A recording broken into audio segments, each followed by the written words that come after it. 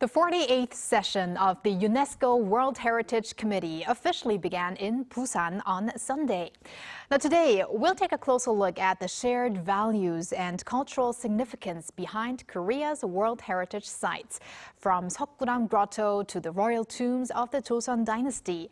And we're going to do that with David Tizzard, Professor of Korean Studies at Seoul Women's University and Hanyang University. Professor Tizzard, welcome back to the studio. Hello, Professor. Hello, thanks for having me back. It's wonderful to be here.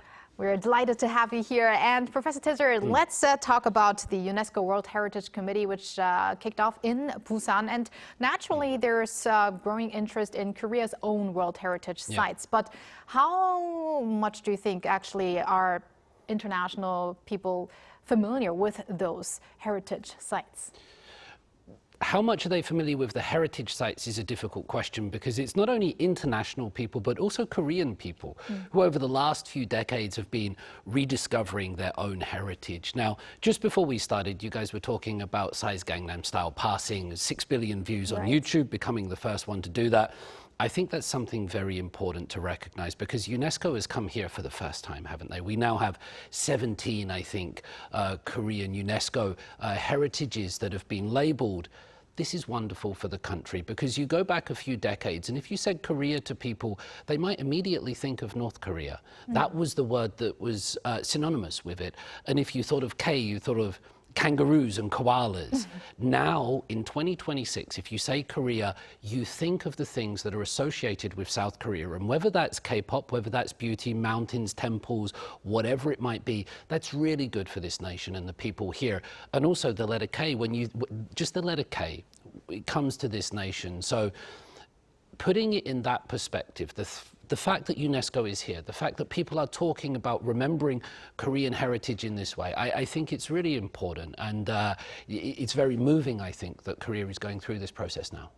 I like the fact that you mentioned that Koreans are actually rediscovering the heritages themselves, and I guess we are proud that K-pop is expanding around the world, but yes, having this event here in Korea put some spotlight on K-heritage, if we can name it that way. And especially also with a lot of historical movies coming out, also recognizing, a lot of history behind Korea, I think has gotten a lot of Koreans to look into their history of, what Korea is doing. But you have yourself lived in Korea for quite some time, and you've studied, I'm sure, massive amounts of work of Korea over the many years. Now, with your travel experience of where you've gone and what you've experienced, compared with other World Heritage sites in other countries, do you think there is a defining characteristic of Korea's World Heritage sites?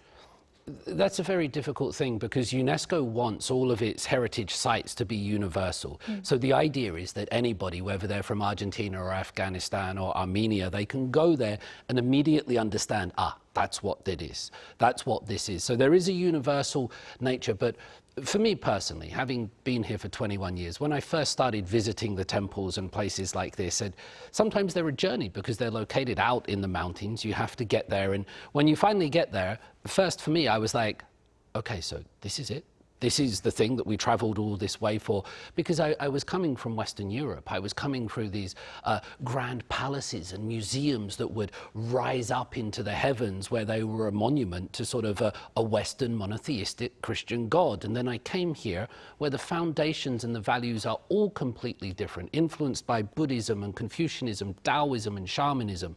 And you come to a temple and you realize it's not meant to rise up into heavens. It's meant to seep into nature. It's meant to become one with the mountains and the stream and the sky and the animals around it. So it's creating that unity, which is a sign of humility. And you see that in the colors as well that line the buildings and the temples. And, it's often said that you can be 5 meters away from a Korean temple and you might not see it, because it's that sort of delved into nature. So it actually, I think it takes a rewiring of the brain, if you come from certain parts of the world, to really understand the Korean aesthetic. I'm not saying it's difficult, but I think having that knowledge really helps you appreciate what you're seeing that can otherwise be missed by people. And that's where curation and information, not just people going to these sites, but understanding the values that underpin them, can really elevate them even more in our aesthetic judgments. Right.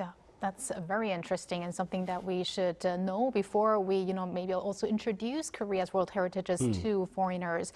But Professor Tizzard, Korea's World Heritage includes, as you mentioned, Buddhist sites such as Seokguram Grotto and the Sansa mountain monasteries, as well as Confucian heritages. So do you think that this coexistence of these different traditions is one of the features that defines Korean culture? Absolutely, absolutely. In the West, we often think of religions as something you believe or you don't. So you're a member of this religion or you're not a member of this religion. Now here in East Asia, these things that we're talking about, very difficult concepts, but Confucianism, Taoism, Buddhism, these are not religions. That's a very Western way to see it. Here they're known as do or gyo, which is a path or a school. And they're kind of syncretic, so they can all mix at the same time. There's this very famous expression that Koreans are Confucian by day, Taoist at night, and they go to temple when they've got a problem or one of their kids is going to high school. And so they all exist simultaneously. They're not exclusive. And if you go to these temples and you see people there, you ask them, are you a Buddhist? And they'll say, no, I just came here because it's nice, it makes me calm, I want to take some photos or something like that. So I think understanding these things as paths, as ways, rather than religions, which is what some people are prone to do, I think that helps it. There's a very famous photo, I'll be quick with this. It's called the Free Vinegar Tasters. And you have Buddha, Lao Tzu, the founder of Taoism, and Confucius standing around a pot of vinegar. And they're all tasting the vinegar, and they all have different expressions on their face, which depicts their world views. The point is, they're all drinking from the same pot. When you hear about these words of Confucius, Buddhist and Taoist, they sound different, but they all exist simultaneously, and they're all reflections of the same thing, really. So, yeah, understanding them helps you understand what's underpinning everything here. That's I'm going to look up that photo once this finishes. That sounds very quite fascinating, but to sort of back end of what you were talking about, another striking aspect is that Korea's tradition of honoring ancestors and emphasizing ritual propriety, and it being has been recognized through the World Heritage as well. So why do you think these traditions have been more recognized as having outstanding universal value? Because it's memory and it's heritage, and to know where we're going in this world with AI, and does anybody have a vision of the future anymore? What's going to come? Nobody really knows. We used to imagine the future, and we would build the future, and we would have this. But if you ask young people today to imagine the future, it's a little bit more difficult. It's just like this, but with more AI. And so the past is becoming more important, and how we respond to the past and how we curate and how we remember it is really a thing. And what I want to say is, just so it doesn't get lost, is South Korea's interest in its own past, its own memory and heritage rises in correlation with its economic development. One of my favorite photos, if you're into photos, to show students is a photo of Gwanghwamun in 1961, which is a landmark place today. It's where everything happens. But in 1961, there was no statue of Admiral Lee Sun-shin. You couldn't see Sejong Daewang, obviously, King Sejong the Great. You couldn't even see Gyeongbokgung Palace. That was kind of invisible until the 1990s. And that's just mind-blowing to think of today, because it appears on all the paraphernalia around Korea, And so as Korea has become richer, more modern, more developed, it's found the confidence now to explore its past. And so the more a nation modernizes and reaches into the future, it also wants to understand its past. And as we get older, we sometimes think about our past, think about our parents, our grandparents. So I think Korea's fascination with the past is a sign of its modernizing and futuristic success as well. And that's a good thing, because imagine a Korea without Gyeongbokgung, and that was a reality until rather recently. Now, while some of the cultural sites in Korea are in the middle of the city, others, many of them are in the mountains, the kinds that we like to conquer. So let's talk about those temples, especially in the mountains. How do they compare to those in other countries? I was actually just out there this morning. That's where I've driven to you from today, from Gangwon-do, and 70% of Korea is mountains. One of my favorite Korean expressions is san nomo san. Over the mountains, there are mountains. And in this country, the temples are located in mountains. Important sites are located in the countryside. Now, South Koreans traditionally, they believe that the spirits live in the mountains. They would call these sanshin, right? Mountain gods. And this is where the first ever Korean, Dangun, he went into the mountains to become a mountain god. So mountains are places of great spirituality.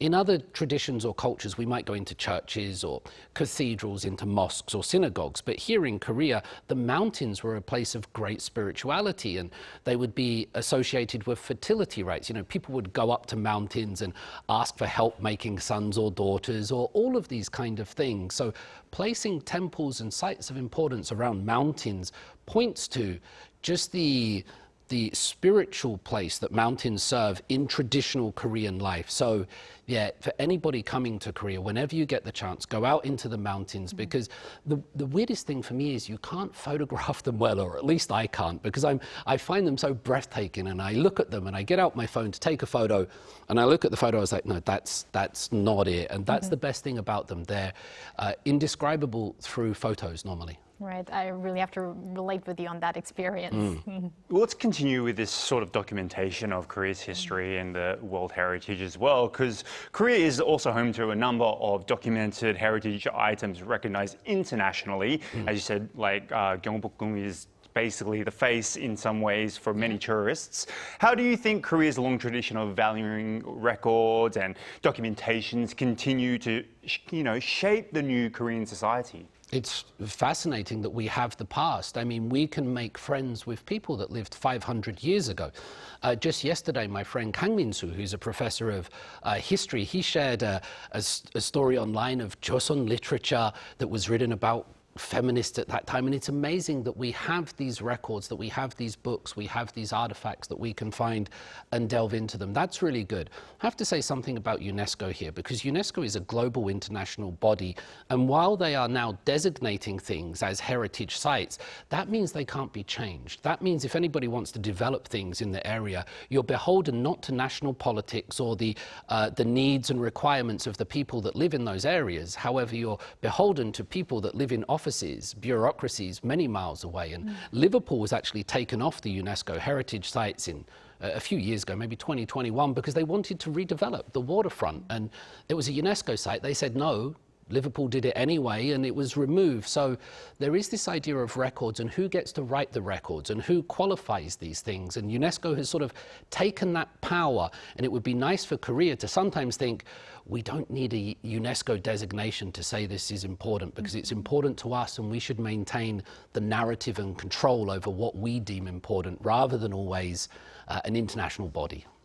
That is an interesting aspect, Professor Tizzard. Now, before we let you go, just finally, very briefly, if there would be one Korean World Heritage site that you would recommend to international visitors, what would that be? Can I annoy you by saying don't go to one? Because everybody else is going to go to them, and you want something curated, you want something unique. So go to all the little villages around the UNESCO sites, go in, order a bowl of noodles from the ajumma, and then you get something that nobody else got. So that's my answer. Great recommendation, Professor Tizzard. And thank you so much for your insights, as always. Hope to see you again soon. Thank you, Professor. Thank you. And thank you, Walter. As always, we're going to see you back here later this week. See you later.